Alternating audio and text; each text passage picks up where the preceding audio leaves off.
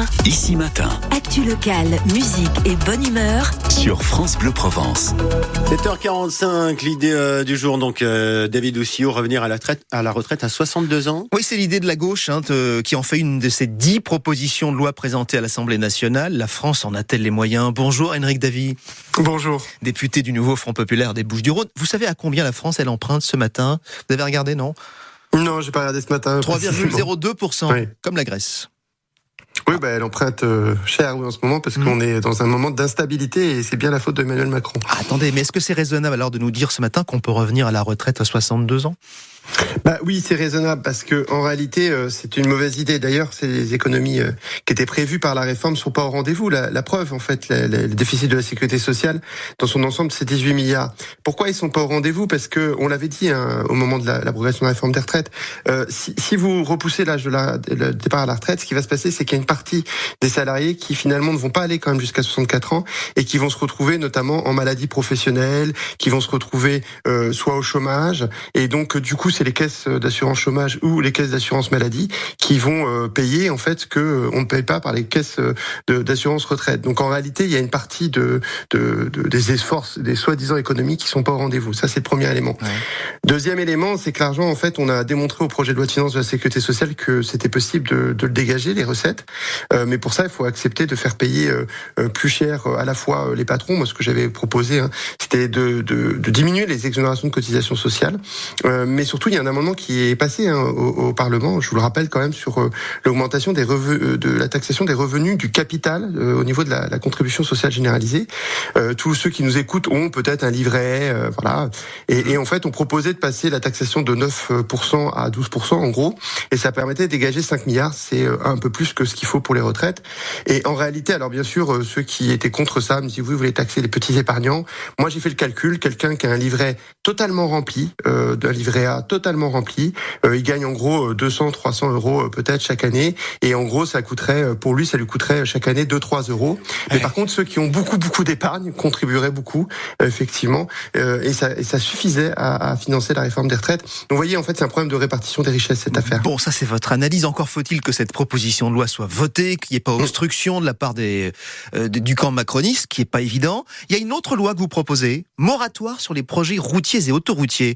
Vous dites donc ce matin aux Arlésiens qu'ils doivent se passer du contournement autoroutier. La même chose aux habitants de Martigues, de Port-de-Bouc. Vous voulez tout arrêter? Alors, bon, en réalité, c'est pas le proposition de loi de la niche écologiste et sociale dans laquelle moi je siège. Non, mais c'est dedans quand même. Dans les 10, c'est dedans, non? Non, mais c'est la proposition de LFI. Moi, je suis pas dans le groupe LFI. Je sais bien. Donc je vais pas. Mais vous êtes d'accord ou pas d'accord avec ça? Alors, sur le moratoire de l'ensemble des projets autoroutiers, moi, personnellement, je pense qu'il faut les prendre au cas par cas. Je pense qu'il faut absolument défendre le ferroviaire par rapport à la route. Et donc, de toute façon, la proposition de loi, je veux pas inquiéter les Arlésiens qui sont favorables à ça. La proposition de loi ne sera pas examinée puisque c'est un des soucis, c'est qu'il y a 991 amendements qui sont déposés par le groupe macroniste et qu'on ira peut-être pas jusqu'au bout de la niche.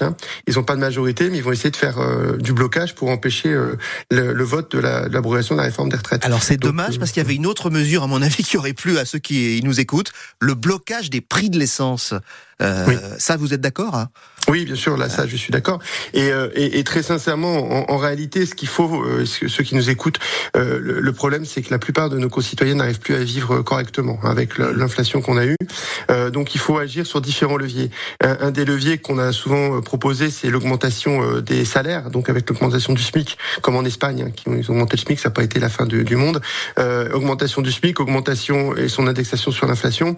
Mais c'est pas le seul levier, puisque ça suffit pas, il faut aussi baisser les dépenses contraintes et notamment le blocage des prix de l'énergie et le logement et puis et des carburants aussi, donc et des carburants. Vous savez qui l'a fait cette année? Je vous donne un indice.